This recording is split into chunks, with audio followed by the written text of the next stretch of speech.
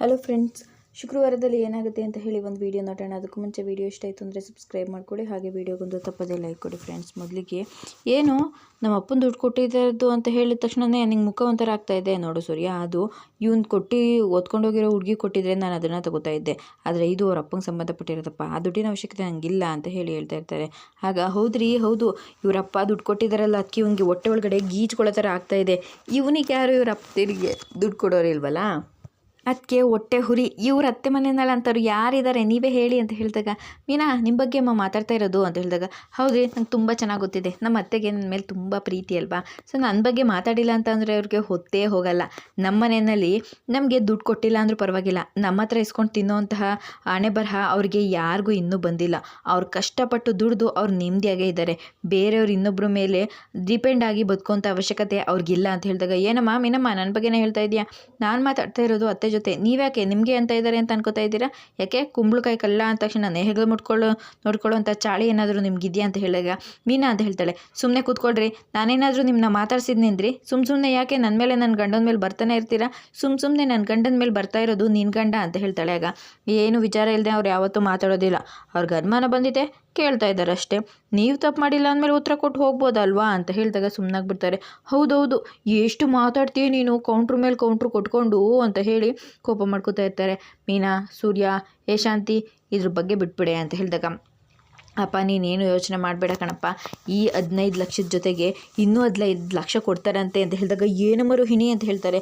ಹೌದತ್ತೆ, ಆ 15 lakh transfer ಮಾಡೋದಕ್ಕೇನೋ problem ಆಯಿತು ಅಂತ ಹೇಳಿ ಇನ್ನು ಸ್ವಲ್ಪ ದಿನದಲ್ಲಿ ಕೊಡ್ತೀನಿ ಅಂತ ಹೇಳಿದ್ರು ಅಂತ ಹೇಳಿದಾಗ, ನೋಡಮ್ಮ ನನ್ನ ಅಕೌಂಟಲ್ಲಿ ಈಗಾಗಲೇ 15 ಲಕ್ಷ ಇದೆ, ಇನ್ನೂ 15 ಲಕ್ಷ ಬರುತ್ತೆ ಅಂತ ಹೇಳಿದಾಗ, ಅಯ್ಯೋ ಇದನ್ನೆಲ್ಲ ಖರ್ಚು ಮಾಡ್ಕೊಂಡ್ಬಿಡ್ತೀಯಾ ಅಂತ ಹೇಳಿದಾಗ, ಇಲ್ಲಮ್ಮ ಇದನ್ನೆಲ್ಲ ಖರ್ಚು ಮಾಡ್ಕೊಳ್ಳೋದಿಲ್ಲ, ಬಿಸ್ನೆಸ್ ಮಾಡ್ತೀನಿ ಅಂತ ಹೇಳ್ತಾರೆ. ಏನೋ ಬಿಸ್ನೆಸ್ ಅಂತ ಹೇಳಿದಾಗ, ಹೌದಮ್ಮ ನಾನು ಬಿಸ್ನೆಸ್ ಮಾಡಬೇಕು ಅಂತ ಅಂದ್ಕೊಂಡಿದ್ದೀನಿ. ಏನು ಬಿಸ್ನೆಸ್ ಮಾಡಬೇಕು ಅಂತ ಅಂದ್ಕೊಂಡಿದ್ಯಪ್ಪ? ಯೋಚನೆ ಮಾಡಿಲ್ಲಪ್ಪ, ದುಡ್ಡು ಇರಲಿಲ್ಲ ಅಲ್ವಾ, ಸುಮ್ಮನೆ ತಲೆಗೆ ಯಾಕೆ ಕೆಲಸ ಕೊಡೋದು ಅಂತ ಹೇಳ್ಬಿಟ್ಟು ನಾನೇನು ಯೋಚನೆ ಮಾಡಿರಲಿಲ್ಲ. ದುಡ್ಡು ಬಂದಿದೆ ಅಲ್ವಾ, ಯೋಚನೆ ಮಾಡ್ತೀನಿ. ನಿನ್ನ ತಲೆ ಕೆಲಸ ಕೊಡೋದಕ್ಕೆ ಅಂತೂ ದುಡ್ಡೇ ಬರಬೇಕಾಯ್ತು ನೋಡು ಅಂತ ಹೇಳಿದಾಗ, ಹೌದಪ್ಪ, ಇಷ್ಟು ದಿನ ಯಾರ್ಯಾರು ನಾನು ಗಂಗಿಸ್ತಾ ಇದ್ರು, ಅವಮಾನ ಮಾಡ್ತಾಯಿದ್ರು, ಅವ್ರಿಗೆಲ್ರಿಗೂ ಉತ್ತರ ಕೊಡ್ತೀನಿ. ನಾನು ಇದೇ ದುಡ್ಡಲ್ಲಿ ಬಿಸ್ನೆಸ್ ಮಾಡಿ ನಿಮ್ದು 27 ಲಕ್ಷ ದುಡ್ಡು ನಾವು ವಾಪಸ್ ಕೊಟ್ಬಿಡ್ತೀನಪ್ಪ ಅಂತ ಹೇಳ್ತಾರೆ. ಆಗ ಏನೋ ಈ ದುಡ್ಡಲ್ಲಿ ಬಿಸ್ನೆಸ್ ಮಾಡಿ ಅಪ್ಪನ ದುಡ್ಡು ಕೊಡ್ತೀಯಾ, ಒಳ್ಳೇದಾಗಲಿ ಅಂತ ಹೇಳ್ತಾರೆ. ನೋಡು, ಹಿತಶತ್ರುಗಳು ಅಂತಂದರೆ ಮನೆಯವರೇ ಆಗಿರ್ತಾರೆ, ಹಣ್ಣು ತಮ್ಮದಿರೋ ಆಗಿರ್ತಾರೆ ಅಂತ ಹೇಳಿ ಶಾಂತಿ ಹೇಳ್ತಾಳೆ. ಶಾಂತಿ, ಇಲ್ಲದೆ ಇರೋದನ್ನೆಲ್ಲ ಯಾಕೆ ಹುಟ್ಟಾಕ್ತೀಯಾ? ನೋಡು ಮನೋಜ, ಅಂತೂ ನಿನಗೂ ಕೂಡ ನಿನ್ನ ಜವಾಬ್ದಾರಿ ಅನ್ನೋದು ಬಂತಲ್ವಾ, ಅಷ್ಟಾದರೆ ಸಾಕು ಅಂತ ಹೇಳ್ತಾರೆ. ಮಾವ ತಗೊಳ್ಳಿ ನೀವು ಅಂತ ಹೇಳಿ ಬಟ್ಟೆ ತಂದು ಕೊಡ್ತಾಳೆ. ಹೋಗೆ ಮೀನಾ, ನಮ್ಮ ರೋಹಿಣಿಗೆ 1 ಲೋಟ ಜ್ಯೂಸ್ ಮಾಡಿಕೊಡು ಅಂತ ಹೇಳ್ತಾರೆ. ಆಗ ಅಯ್ಯೋ ಮೀನಾ ಸುಮ್ಮನೆ ನಿಂತ್ಕೊಳಮ್ಮ, ಅವ್ರವ್ರ ಅಡುಗೆನ ಅವರೇ ಮಾಡ್ಕೋಬೇಕು ಅಂತ ಹೇಳಿ ಅರ್ಚಕರು ಹೇಳಿಲ್ವ ದೇವಸ್ಥಾನದಲ್ಲಿ, ಅವರೇ ಮಾಡ್ಕೋತಾರೆ ಅಂತ ಹೇಳಿದಾಗ, ರೋಹಿಣಿ ನೀನು ಕಾಲ ಮೇಲೆ ಕಾಲು ಹಾಕ್ಕೊಂಡು ಕೂತಿರಮ್ಮ, ನಾನು ಹೋಗಿ ನಿನಗೆ ತಣ್ಣಗೆ ಜ್ಯೂಸ್ ಮಾಡ್ಕೊಂಬಂದು ಕೊಡ್ತೀನಿ ಅಂತ ಹೇಳಿ ಶಾಂತಿ ಹೋಗ್ತಾಳೆ. ಶಾಂತಿ, ಇವತ್ತಾದರೂ ABC ಜ್ಯೂಸ್ ಬಿಟ್ಟು ಬೇರೆದು ಮಾಡಿಕೊಡೆ, ಪಾಪ ನೆಮ್ಮದಿಯಾಗಾದರೂ ಕುಡಿಯುತ್ತೆ ಆ ಮಗು ಅಂತ ಹೇಳ್ತಾರೆ. ಅಷ್ಟರಲ್ಲಿ ರೂಮಿಗೆ ಎಲ್ಲರೂ ಕೂಡ ಹೋಗಿರ್ತಾರೆ. ಸೂರ್ಯ ನಿಂತ್ಕೊಂಡು ಯೋಚನೆ ಮಾಡ್ತಾ ಇರ್ತಾನೆ, ಅದು ಹೆಂಗೆ ಸಾಧ್ಯ, ಇದು ಏನೋ ಬೇರೆ ಥರ ಆಗ್ತಾಯಿದೆ ಅನಿಸುತ್ತೆ ಅಂತ ಹೇಳಿ ಯೋಚನೆ ಮಾಡ್ತಾ ಇರಬೇಕಿದ್ರೆ, ಮೀನಾ ಸ್ನಾನ ಮಾಡಿಕೊಂಡು ಬಟ್ಟೆ ಒಣಗಾಕೋದಕ್ಕೆ ಅಂತ ಹೇಳಿ ಬಕೆಟ್ ಹಿಡ್ಕೊಂಡು ಬಂದಿರ್ತಾಳೆ. ಆಗ ಮೀನಾ ನಿಂತ್ಕೊ ಅಂತ ಹೇಳ್ತಾರೆ. ಅಲ್ಲ, ನಿನಗೆ ಆ ಪೌಡ್ರಮ್ಮ ಮಾತಾಡ್ತಾ ಇರೋದು ಸರಿ ಅನಿಸುತ್ತಾ ಅಂತ ಹೇಳಿದಾಗ, ಅವ್ರು ಏನು ಮಾತಾಡಿದ್ರೆ ನಮಗೆ ಅಂದರೆ ಆಗಬೇಕು, ಅಲ್ಲಮ್ಮ ಅವ್ರ ಅಕೌಂಟಿಗೆ ಅದು ಹೆಂಗೆ 15 ಲಕ್ಷ ದುಡ್ಡು ಬಂತು ಹೇಳಿದ್ರಲ್ವ ರೀ, ಅವ್ರ ಅಪ್ಪ ಜೈಲಿಗೆ ಹೋಗೋಕ್ಕೂ ಮುಂಚೆನೇ ಕೊಟ್ಟಿದ್ರಂತೆ, ಅವ್ರ ಮಾವ ಹಾಕಿದ್ದಾರೆ, ನನಗೆ ಅವನು ಅವ್ರ ಮಾವ ಅನ್ನೋದೇ ಡೌಟು ಕಣಮ್ಮ, ಅದೇ ಅನುಮಾನ ಇರೋದು ಅಂತ ಹೇಳಿದಾಗ, ರೀ ಬೇರೆಯವ್ರ ಸಂಸಾರ ಗಂಡ ಹೆಂಡತಿ ವಿಚಾರ ನಿಮ್ಗೆ ಯಾಕ್ರಿ ಅಂತ ಹೇಳಿದಾಗ, ನೋಡು ಹಂಗೆಲ್ಲ ಯೋಚನೆ ಮಾಡಬಾರ್ದು, ಆ ದುಡ್ಡು ಅವ್ರಿಗೆ ಎಲ್ಲಿಂದ ಬಂದಿದೆ ಅಂತ ಹೇಳಿ ತಿಳ್ಕೊಬೇಕು, ಅವ್ರ ವಿಷಯ ಕಟ್ಕೊಂಡು ನಿಮ್ಗೆ ಯಾಕ್ರಿ, ನಿಮ್ಮ ಜೀವನ ನೀವು ಯಾಕೆ ಟೈಮ್ ಎಲ್ಲ ವೇಸ್ಟ್ ಮಾಡ್ಕೋತೀರಾ, ಅವ್ರ ಪಾಡಿಗೆ ಅವ್ರನ್ನ ಬಿಡಿ, ನಿಮ್ಮ ಪಾಡಿಗೆ ನೀವಿರಿ, ಯಾವಾಗಲೂ ಕಾಲು ಕಿರ್ಕೊಂಡು ಹೋಗೋಕ್ಕೆ ಜಗಳಕ್ಕೆ ಕಾಯ್ತಾ ಇರ್ತೀರಲ್ವ, ನಾನು ನೋಡಿದ್ರೆ ನಿಂಗೆ ಹಂಗೆ ಕಾಣಿಸುತ್ತಾ, ಇಲ್ಲ ಸಮಾಧಾನವಾಗಿ ಮಾತಾಡ್ತೀರಾ ಅಂತ ಕಾಣಿಸುತ್ತೆ. ದಡ್ಡಿ ಯಾಕೆ ನೀನು ಯಾವಾಗಲೂ ಅವ್ರ ಪರವಾಗಿ ಮಾತಾಡ್ತಾ ಇದೆಯಾ, ನೀನೇನಾದರೂ ಅವ್ರ ಪರವಾಗಿ ಲಾಯರ ಅಂತ ಹೇಳಿದಾಗ, ಯಾಕ್ರಿ ಅಂತ ಹೇಳ್ತಾರೆ. ಅಲ್ಲ ಕಣೆ, ಅದು ಹೆಂಗೆ ಅವ್ರ ಮಾವ ಇಲ್ಲಿಗೆ ಬಂದೋನು, ದುಡ್ಡಿದೆ ಅಂತಲೂ ಹೇಳ್ದೇನೆ ನಾನು ಎಸ್ಕೇಪ್ ಆಗಬೇಕು ತಪ್ಪಿಸ್ಕೋಬೇಕು ಅಂತ ಓದೋನು, ಈಗ 15 ಲಕ್ಷ ದುಡ್ಡು ಹಾಕ್ಬಿಡ್ತಾನೆ, ಏನೋ ಪಾಪ ಅವಾಗ ಅರ್ಜೆಂಟಲ್ಲಿ ಇದ್ರು ಅನಿಸುತ್ತೆ, ಹೇಳೋದಕ್ಕಾಗಿಲ್ಲ, ಅದಕ್ಕೆ ಹೀಗೆಲ್ಲ ಆಗ್ತಾಯಿದೆ. ಇಲ್ಲ ನನಗೆ ಯಾಕೋ ಅನುಮಾನ, ಈ ಜೋಡಿ ಇದೆಯಲ್ಲ, ಈ ಜೋಡಿ ಡೇಂಜರ್ ಜೋಡಿ, ಇದು ಏನೋ ಗೇಮ್ ಮಾಡ್ತಾಯಿದೆ, ಈ ಕೇಡಿ ಜೋಡಿ ಸೇರಿಕೊಂಡು ನಮ್ಮನ್ನ ಇಲ್ಲೆಲ್ಲ ಕೇಡಿ ಪರೋಡಿ ಮಾಡ್ತಾಯಿದೆ ಅನಿಸ್ತಾ ಇದೆ ಕಣೆ ಅಂತ ಹೇಳ್ತಾರೆ. ಆಗ ರೀ ಅಂತ ಹೇಳಿದಾಗ, ಹೌದು ಕಣೆ ನನಗೆ ಯಾಕೋ ಅನುಮಾನ, ಈ ದುಡ್ಡಿನ ವಿಚಾರದಲ್ಲಿ ಏನೋ ಮಾಡ್ತಾ ಇದ್ದಾರೆ ಅನಿಸುತ್ತೆ ಅಂತ ಹೇಳಿದಾಗ, ರೀ ಮನೋಜರು ಯಾಕ್ರಿ ಸುಳ್ಳು ಹೇಳ್ತಾರೆ, ಈ ನಮ್ಮ ಪೆಂಗ್ಯ ಇದ್ದಾನಲ್ಲ ಅವನು ಸುಳ್ಳು ಹೇಳಬೇಕು ಅಂತ ಹೇಳಲ್ಲ ಕಣೆ, ಆದರೆ ಅವಳಿದ್ದಾಳಲ್ಲ ಪೌಡ್ರಮ್ಮ, ಅವಳ ತಲೆ ಭಾರಿ ತಲೆ, ಏನೋ ಯಾಮರ್ಸೋದು ಕೊಟ್ಟಿದ್ದಾಳೆ. ಇದನ್ನೆಲ್ಲ ತಿಳ್ಕೊಳ್ದೆ ಬಿಡೋದಿಲ್ಲ ರೀ. ಅವ್ರ ವಿಚಾರ ತಿಳ್ಕೊಳ್ಳೋದಕ್ಕೆ ಹೋಗಿ ನಿಮ್ಮ ಸಮಯ ಯಾಕೆ ವ್ಯರ್ಥ ಮಾಡ್ಕೋತೀರಾ? ಮೊದಲೋಗಿ ಇವಾಗ ವೆದರ್ ತುಂಬ ಡಿಫ್ರೆಂಟ್ ಆಗಿದೆ ಅಲ್ವೇನ್ರಿ? ನೋಡಿ, ನೆನ್ನೆ ಚಳಿ ಇತ್ತು, ಇವತ್ತು ಎಷ್ಟು ಬಿಸಿಲಿದೆ. ನಿಮಗೆ ಕಾರಲ್ಲಿ ಹೋಗ್ಬೇಕಿದ್ರೆ ತುಂಬ ಶೆಕೆ ಆಗುತ್ತೆ ಅನಿಸುತ್ತೆ. ಜ್ಯೂಸ್ ತಣ್ಣಗಿರೋ ಮಜ್ಜಿಗೆ ಮಾಡಿಬಿಟ್ಟು ಬಾಟ್ಲಿಗೆ ಹಾಕ್ಕೊಡ್ತೀನಿ, ತಗೊಂಡೋಗಿ. ಹೌದೌದು, ಇಲ್ಲಿ ನಾನು ಹೊಟ್ಟೆ ಉರಿತಾ ಇದೆ, ಇವಳು ಜ್ಯೂಸ್ ಮಾಡ್ಕೊಡ್ತಾಳಂತೆ ತಣ್ಣಗಿರೋ ಮಜ್ಜಿಗೆನ. ಹೋಗೋಗು ಅಂತ ಹೇಳಿದಾಗ, ಇರಿ ಬಟ್ಟೆ ಒಣಗಾಕಿ ಬರ್ತೀನಿ ಅಂತ ಹೇಳಿ ಹೋಗ್ತಾಳೆ.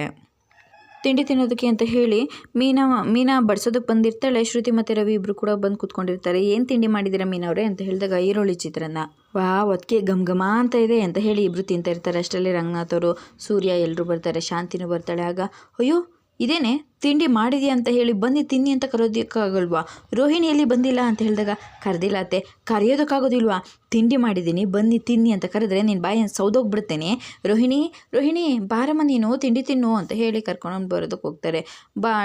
ರೂಮ್ ಹತ್ರ ಹೋಗಿ ಡೋರ್ನ ಬಡಿತಾನೆ ಇರ್ತಾರೆ. ರೋಹಿಣಿ ಅಂತ ಇರ್ತಾರೆ.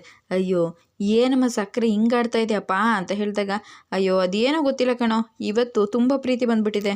ಪ್ರೀತಿ ಬಂದಿರೋದು ರೋಹಿಣಿ ಮೇಲೆ ಅಲ್ಲಪ್ಪ, ರೋಹಿಣಿ ತಂದಿರೋ ದುಡ್ಡಿನ ಮೇಲೆ ಅಂತ ಹೇಳಿ ಹೇಳ್ತಾ ಇರ್ತಾನೆ. ಆಗ ಸೂರ್ಯ ಸುಮ್ಮನೆ ತಿನ್ನು ಅಂತ ಹೇಳಿ ಹೇಳ್ತಾರೆ. ರೋಹಿಣಿ ಬಾರಮ್ಮ ತಿಂಡಿ ತಿನ್ನು ಅಂತ ಹೇಳಿದಾಗ, ಅತ್ತೆ ಅಂತ ಹೇಳ್ತಾಳೆ. ನೀನು ಬಾ. ಏನಮ್ಮ ಅವಳನ್ನ ಮಾತ್ರ ಕರಿತಾ ಇದೆಯಾ, ನನ್ನ ಕರಿಯಲ್ವಾ? ನೀನು ಬಾರು ನನ್ನ ಬಂಗಾರ ಅಂತ ಹೇಳಿ ಕರ್ಕೊಂಡು ಬರ್ತಾಳೆ. ಬಾ ಕುತ್ಕೋ ತಿನ್ನು ಅತ್ತೆ, ನಾನು ಬಡಿಸ್ತೀನಿ ಕೊಡಿ ಅಂತ ಹೇಳಿ ಮೀನಾ ಹೇಳಿದಾಗ, ಬೇಡ ನಾನೇ ಬಡಿಸ್ತೀನಿ ಅಂತ ಹೇಳಿ ಬಡಿಸ್ತಾ ಇರ್ತಾಳೆ. ತಿನ್ನು ನೀನು ಚೆನ್ನಾಗಿ ತಿನ್ನು ಅಂತ ಹೇಳಿ ಬಡಿಸಿರ್ತಾರೆ. ಅದಾದಮೇಲೆ ನಿಧಾನವಾಗಿ ರೋಹಿಣಿ ತಾನು ಬಾಯೊಳಗೆ ಇಟ್ಕೊಳ್ಳೋದಕ್ಕೆ ಹೋಗ್ತಾಳೆ.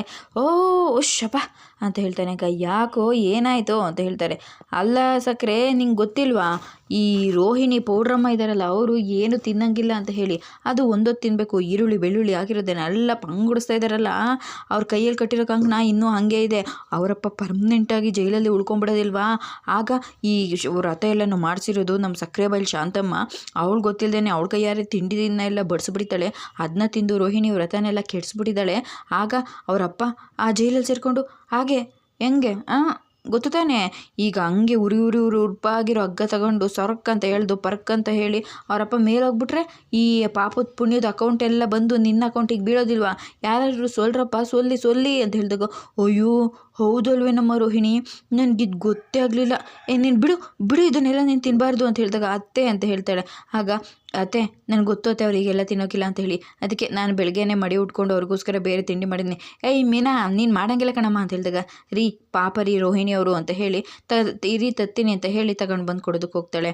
ಅಲ್ಲ ಯಾಕೋ ಇಷ್ಟೆಲ್ಲ ಹಂಗಿಸ್ತಾ ಇದೆಯಾ ಅಂತ ಹೇಳಿದಾಗ, ಪೆಂಗೆ ನನ್ನ ಮಗನೇ, ನೀನೇನು ಗಡತ್ತಾಗಿ ಬಾರಿಸೋದಕ್ಕೆ ಹೋಗ್ತಾ ಇದೆಯಾ? ನಿನ್ನ ಹೆಂಡ್ತಿ ಏನು ತಿಂದಿಲ್ಲ ಅಂದಮೇಲೆ ನಿನ್ನ ಹೆಂಡ್ತಿ ಏನು ತಿಂತಾಳೆ ಅದನ್ನೇ ನೀನು ತಿನ್ನಬೇಕು ಅಂತ ಹೇಳಿದಾಗ, ಹೌದು ಕಣೋ ಇವ್ರು ಹೇಳ್ತಾ ಇರೋದು ನಿಜನೇ ಅಂತ ಹೇಳಿದಾಗ, ಅಯ್ಯೋ ರವಿ ಇವತ್ತು ನೀನು ಏನಾದರೂ ಹೇಳೋ, ನಾನೇನು ಬೇಜಾರು ಮಾಡ್ಕೊಳ್ಳೋದಿಲ್ಲ. ಇಷ್ಟು ದಿನ ನನ್ನ ಹತ್ರ ದುಡ್ಡಿಲ್ಲ ಕಣೋ, ನೀವೆಲ್ಲ ಹಂಗಿಸಿದ್ರೆ ನಂಗೆ ಬೇಜಾರಾಗ್ತಿತ್ತು.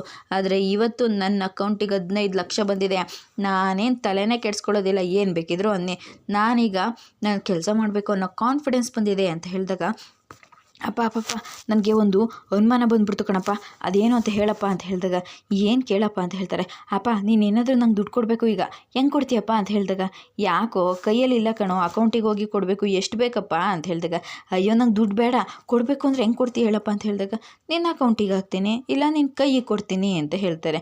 ಓ ಹೌದಾ, ಸೊಂಪ ಪುಡಿ ನಿಮ್ಮಪ್ಪ ನಿಂಗೆ ದುಡ್ಡು ಕೊಡಬೇಕು ಅಂದರೆ ಹೆಂಗೆ ಕೊಡ್ತಾರೆ ಅಂದರೆ ಕೈಗೆ ಕೊಡ್ತಾರೆ, ಇಲ್ಲ ಅಂದರೆ ಅಕೌಂಟಿಗೆ ಹಾಕ್ತಾರೆ. ಮೀನಾ ನಿಮ್ಮನೇಲಿ ಏನಾದ್ರು ದುಡ್ಡು ಕೊಡಬೇಕು ಅಂದರೆ ಹೆಂಗಮ್ಮ ಕೊಡ್ತಿದ್ರು? ನನ್ನ ಕೈಗೆ ಕೊಡ್ತಿದ್ರು ಅಂತ ಹೇಳಿದಾಗ, ಎಲ್ಲರೂ ಅವ್ರ ಅಪ್ಪತಿರು ಅವ್ರ ಮಕ್ಳ ಕೈಗೆ ಮಾತ್ರ ದುಡ್ಡು ಕೊಡ್ತಾರೆ. ಅದೆಂಗೆ ಈ ಪೆಂಗ್ಯ ನನ್ನ ಮಗ ಮನೋಜನ ಅಕೌಂಟಿಗೆ ಈ ಪೌಡ್ರಮ್ಮರಪ್ಪ 15 ಲಕ್ಷ ಹಾಕೋದಕ್ಕೆ ಸಾಧ್ಯ ಅಂತ ಹೇಳಿ ಕೇಳ್ತಾನೆ. ಎಲ್ಲರೂ ಕೂಡ ಆಶ್ಚರ್ಯದಲ್ಲಿ ನೋಡ್ತಾ ಇರ್ತಾರೆ. ಅದು ಅಂತ ಹೇಳಿದಾಗ, ಹೌದ್ರಿ ನಮ್ಮ ಅಪ್ಪನ ಅಕೌಂಟಿಗೆ ನಾನೇ ಹೇಳಿದ್ದು ನನ್ನ ಅಕೌಂಟಿಗೆ ಹಾಕ್ಬೇಡಿ ಅಂತ, ಅವ್ರ ಅಕೌಂಟಿಗೆ ಹಾಕಿ ಅಂತ. ಏನಾಯಿತು ಇವಾಗ? ಅತ್ತೆ ಯಾವಾಗಿದ್ರೂ ನಾವು ಬಿಸ್ನೆಸ್ ಸ್ಟಾರ್ಟ್ ಮಾಡಿದಾಗ ಇನ್ಕಮ್ ಟ್ಯಾಕ್ಸ್ ಎಲ್ಲ ಕಟ್ಟೋದು ಬರುತ್ತೆ, ಅದೆಲ್ಲ ವೆರಿಫೈ ಮಾಡೋದು ಬರುತ್ತೆ. ಆಗ ಪ್ರಾಬ್ಲಮ್ ಆಗಬಾರ್ದು. ನನ್ನ ಅಕೌಂಟಿಗೆ ಹಾಕಿದ್ರು ನಾನು ಅವ್ರ ಅಕೌಂಟಿಗೆ ತಾನೇ ಹಾಕಬೇಕು, ಅದಕ್ಕೆ ಡೈರೆಕ್ಟಾಗಿ ಮನೋಜ್ ಅವ್ರ ಅಕೌಂಟಿಗೆ ಹಾಕು ಅಂತ ಹೇಳಿದ್ದು ಅಂತ ಹೇಳಿದಾಗ, ನನಗೆ ಯಾಕೋ ಅನುಮಾನ ಬರ್ತಾ ಇದೆ ಅಂತ ಹೇಳಿ ಹೇಳ್ತಾ ಇರ್ತಾನೆ. ನೋಡು ಪಾಪ ನೀವು ಬಿಸ್ನೆಸ್ ಶುರು ಮಾಡ್ತಾ ಇದ್ರಲ್ವಾ, ಅದಕ್ಕೆ ಹೊಟ್ಟೆ ಉರಿ ಇವನಿಗೆ ಅಂತ ಹೇಳ್ತಾರೆ. ಅಯ್ಯೋ ಸಕ್ಕರೆ ನನಗೆ ಯಾಕೆ ಹೊಟ್ಟೆ ಉರಿಬೇಕು, ಇರೋದನ್ನ ಇದ್ದಂಗೆ ಹೇಳ್ದೆ ಅಂತ ಹೇಳ್ತಾರೆ. ನೋಡಪ್ಪ ಸಂಸಾರ ಅಂತಂದಮೇಲೆ ಎಲ್ಲ ಇರುತ್ತೆ, ಎಲ್ಲ ಅನುಸರಿಸ್ಕೊಂಡು ಹೋಗಬೇಕು. ಒಂದು ವಚನ ಇದೆ ಕಣೋ, ಮಾತಾಡದೇ ಇದ್ದವನಿಗೆ ಜಗಳದ ಭಯ ಇರೋದಿಲ್ಲ, ಜಪ ಮಾಡೋನಿಗೆ ಪಾಪ ಪುಣ್ಯದ ಭಯ ಇರೋದಿಲ್ಲ. ಹಾಗೆ ನಾವು ಯಾರಿಗೆ ಒಳ್ಳೇದು ಮಾಡ್ತೀವಿ ಅದು ಎಲ್ರಿಗೂ ಒಳ್ಳೇದೇ ಆಗುತ್ತೆ. ಯಾರೇ ಪಾಪದಿಂದ ಏನೇ ಮಾಡೋದಕ್ಕೆ ಹೋದ್ರೂ ಅವ್ರಿಗೆ ಒಳ್ಳೇದಾಗೋದಿಲ್ಲ ಕಣೋ ಅಂತ ಹೇಳಿದಾಗ, ಅಲ್ಲಪ್ಪ ನೀನು ದುಡ್ಡು ಅಂತ ಹೇಳಿದಾಗ, ನನ್ನ ದುಡ್ಡು ನಾನು ಸತ್ಯವನ್ನು ನಂಬ್ತೀನಿ. ನನ್ನ ದುಡ್ಡು ಯಾವ್ದು ನಂದು ಅದು ನನಗೆ ಒಂದಲ್ಲ ಒಂದಿನ ಬಂದೇ ಬರುತ್ತೆ. ಸತ್ಯಕ್ಕೆ ಮಾತ್ರ ಕಾಲ ಕಣೋ, ಸುಳ್ಳಿಗೆ ಕಾಲ ಇರೋದಿಲ್ಲ, ಮೋಸಕ್ಕೆ ಕಾಲ ಇರೋದಿಲ್ಲ. ಇವತ್ತು ಸತ್ಯ ಮೋಸ ಎರಡೆರಡು ಅದಲು ಬದಲಾಗಿರ್ಬೋದು, ಆದರೆ ಕೊನೆಯ ದಿನ ಬರುತ್ತೆ ನೋಡು, ಅವಾಗ ಸತ್ಯನೇ ಗೆಲ್ಲೋದು ಕಣೋ ಅಂತ ಹೇಳ್ತಾರೆ. ಆಗ ರೋಹಿಣಿಗೆ ತುಂಬಾ ಕೋಪ ಬರ್ತಾ ಇರುತ್ತೆ. ಕೋಪ ಮಾಡ್ಕೊಂಡು ನೋಡ್ತಾ ಇರ್ತಾಳೆ. ರೂಮಲ್ಲಿ ಮನೋಜ್ ಬಂದು ತಲೆ ಬಚ್ಕೋತಾ ಇರ್ತೀನಿ. ರೋಹಿಣಿ ಬಂದು ಚೂಳ್ತಾಳೆ. ಏ ರೋಹಿಣಿ ಅಂತ ಹೇಳಿದಾಗ ರೋಹಿಣಿನೇ ಹೇಳ್ತಾ ಇರೋದು, ಯಾಕ್ರಿ ನೀವು ಸುಮ್ಮನೆ ಹೋಗಿ ನನ್ನ ಅಕೌಂಟಿಗೆ ದುಡ್ಡು ಬಂತು, ನನ್ನ ಅಕೌಂಟಿಗೆ ದುಡ್ಡು ಬಂತು ಅಂತ ಹೇಳ್ತಾ ಇರ್ತೀರಾ. ಆ ಸೂರ್ಯ ಅದನ್ನೇ ಪ್ರಶ್ನೆ ಮಾಡಲ್ವಾ ಅಂತ ಹೇಳಿದಾಗ, ಅಯ್ಯೋ ಯಾಕೆ ರೋಹಿಣಿಗೆಲ್ಲ ಹೇಳ್ತಾ ಇದೆಯಾ, ನನಗೆ ಯಾಕೋ ಅನುಮಾನ ಬರ್ತಾ ಇದೆ, ನೀವು ಓದಿರೋ ಅಥವಾ ದುಡ್ಡು ಕೊಟ್ಟು ಏನಾದರೂ ಸರ್ಟಿಫಿಕೇಟ್ ತೊಗೊಂಡಿದ್ದೀರಾ ಅಂತ ಹೇಳಿ. ರೋಹಿಣಿ ನನಗೇನು ಬೇಕಾದರೂ ಅನ್ನೋ, ಆದರೆ ನನ್ನ ಕ್ವಾಲಿಫಿಕೇಷನ್ಗೆ ಏನು ಅನ್ಬೇಡ. ಮತ್ತೇನ್ರಿ ಹೋಗಿ ಅವ್ನು ಪ್ರಶ್ನೆ ಮಾಡ್ತಾನೆ ಅಂತ ಗೊತ್ತಿದ್ರು ಕೂಡ ಅವ್ನ ಮುಂದೆನೇ ಹಾಗೆಲ್ಲ ಮಾತಾಡ್ತೀರಾ. ಅಯ್ಯೋ ಅವನೊಬ್ಬ ದಿನ ಟೀಕೆ ಮಾಡ್ದಂಗೆ ಮಾಡಿರ್ತಾನೆ.